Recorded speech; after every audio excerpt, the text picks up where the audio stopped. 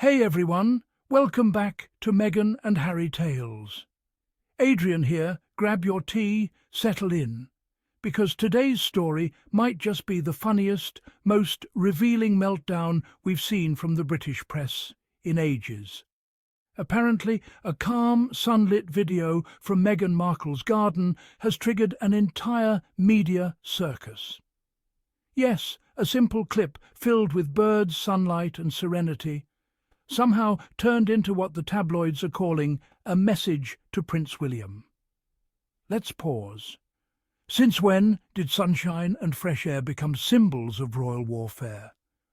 This all started when Meghan shared a short, peaceful video from her Montecito home. You could hear the birds, see the gentle wind through the trees, just a calm, grounding moment. To most of us, it was a slice of mindfulness. But to Fleet Street, it was a full-blown code red. The tabloids went into overdrive, spinning wild theories faster than a royal PR team before a scandal.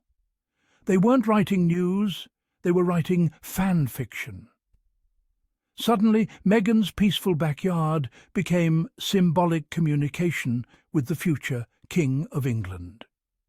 You can almost imagine a group of editors huddled together, magnifying every frame of her video like detectives on a secret mission.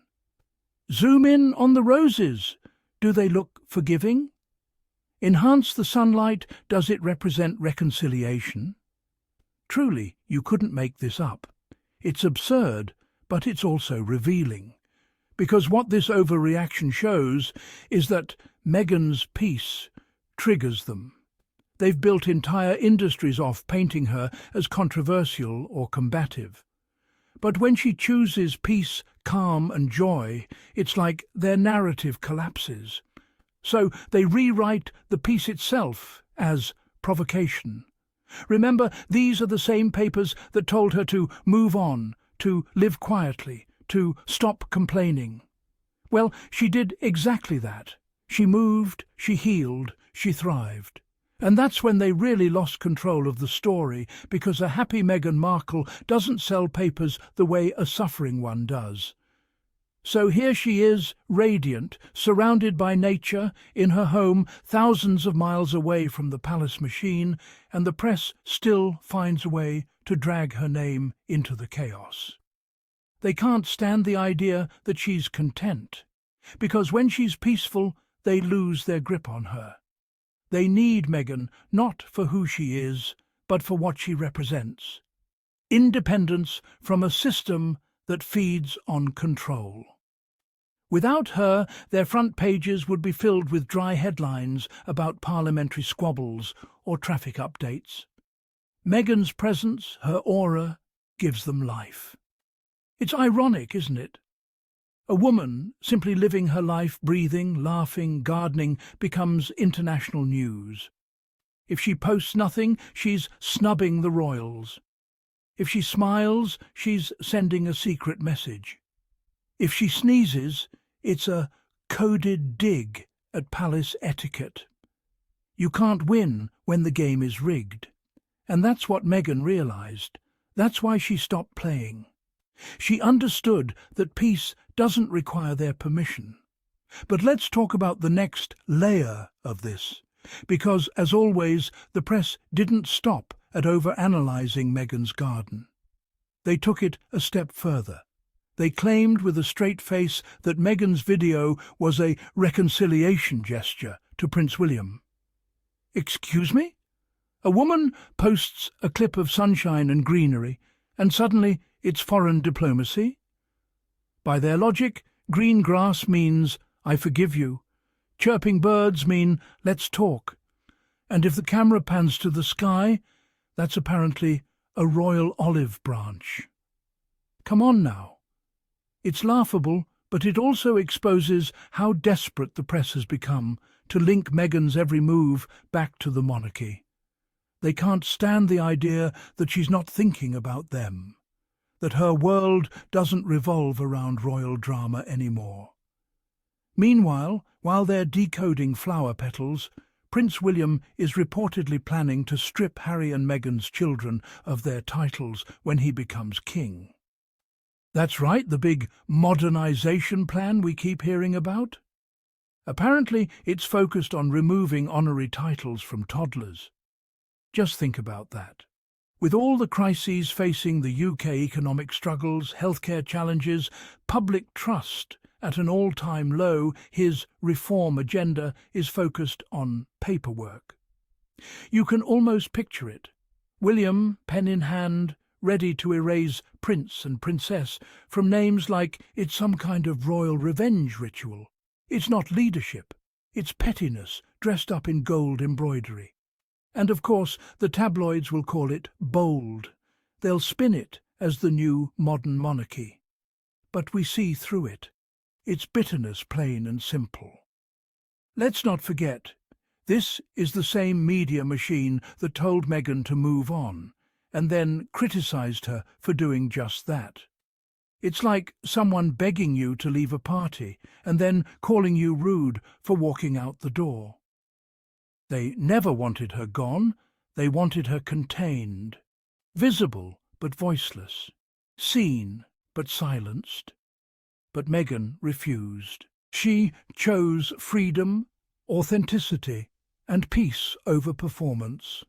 And that choice is her real power. Every time she steps outside in Montecito with that effortless grace, it reminds the world that she didn't just survive, she elevated. She's not trying to compete with crowns or courtiers. She's building a life that's grounded in purpose, compassion, and family. She's proof that you can leave the palace and still keep your dignity, your influence, and your joy. And that more than any headline is what unsettles them most. See, when Meghan chooses peace, it exposes the monarchy's dependence on spectacle. Her silence shines brighter than their staged photo ops. Her authenticity outshines their polished PR campaigns. And that's why they keep dragging her back into their chaos, because her calm reveals their dysfunction. But Meghan's message isn't in her words anymore. It's in her being. Her peace is her protest. Her happiness is her statement. Her thriving life is her quiet rebellion. Let's talk about strategy here, because make no mistake, this is strength in its highest form. When you've been through storms, you learn the value of stillness. You realize that sometimes silence speaks louder than statements. Meghan has mastered that. She's no longer reacting to noise, she's living above it. And every peaceful post, every smile, every moment in her garden, that's her reclaiming control. It's her saying, "You don't get to define my peace anymore." Now, let's look at the irony. While Meghan's minding her business, creating joy, the palace and its allies are stuck rewriting her story.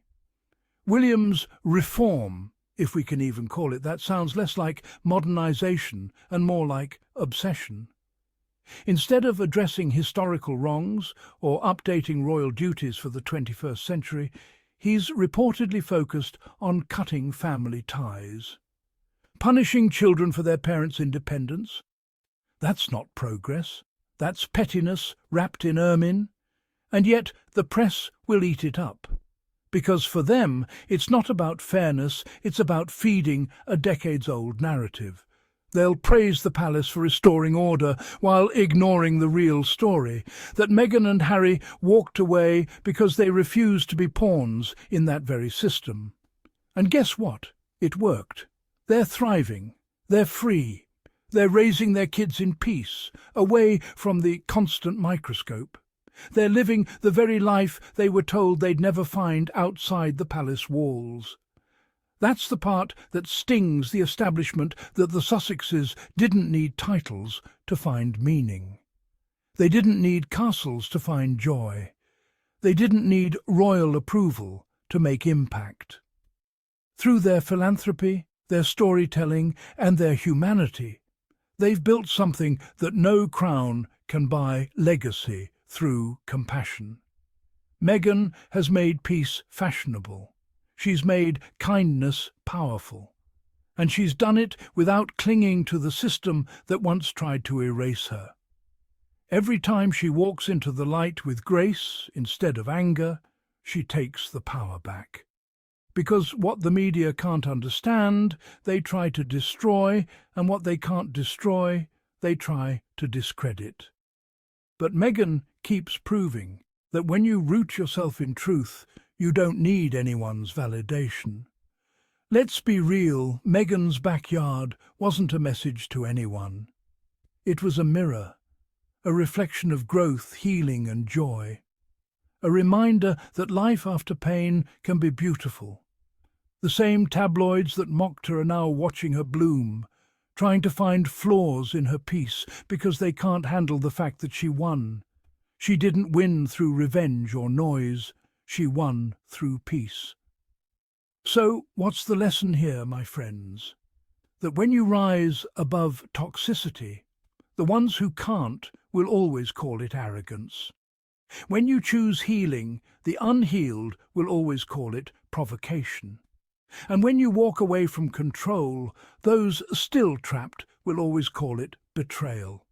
But peace, real peace, doesn't need to be defended. It just needs to be lived. Meghan has shown us that. She's shown that you can walk away from chaos and still keep your crown, the invisible one that comes from self-respect. So, while the press continues decoding flower petals and inventing scandals, the Sussexes are living, laughing and building a better world far from the noise. They've already moved on. It's time the rest of the world caught up. If you're feeling this message, if you believe in peace over pettiness, make sure to hit that subscribe button right now. Drop your thoughts below. Do you think Meghan's peace drives the palace crazy? Because, personally, I think her serenity is their biggest scandal yet. You can also show your love by dropping a super thanks or buying me a coffee to keep our royal tea flowing, hot and unfiltered. Until next time, my beautiful community, stay kind, stay bold, and remember, the crown may sparkle, but peace will always shine brighter.